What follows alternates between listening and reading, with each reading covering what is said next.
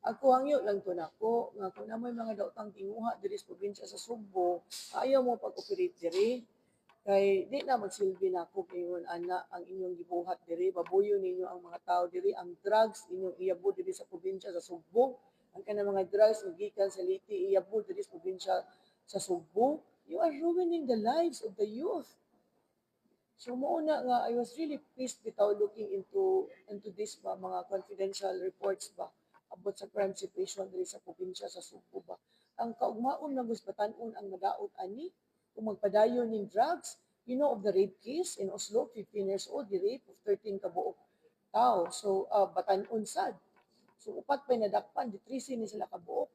You know, it's not the only case. Daghan kayo rising cases of rape karon. Those are drug related from what I heard. So mauna nga kundi nato ni makurtil ang ato ang drug problem diri sa Sugbo, wa gyud mahitabo sa ato ang economic development diri. Makuan kita, mapugngan kita ani kay tungod aning drugs nga ari diri panglabay sa probinsya. But I'm warning them. Kung naa mo nag-operate diri, muna akong warning nila. Okay, Gov, gikan lang po sa interview ni Mayor Mr. Archibald, all out support niya ang hatag nimo. Kung sa kami yung danon ato ang coordination with the tri-cities and municipalities. Mm.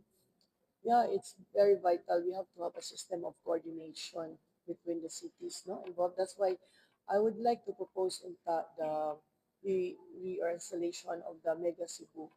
So, but we have to talk to the stakeholders about it. We have to sort out some things before we can finally implement or reinstate Mega Cebu. Thank you.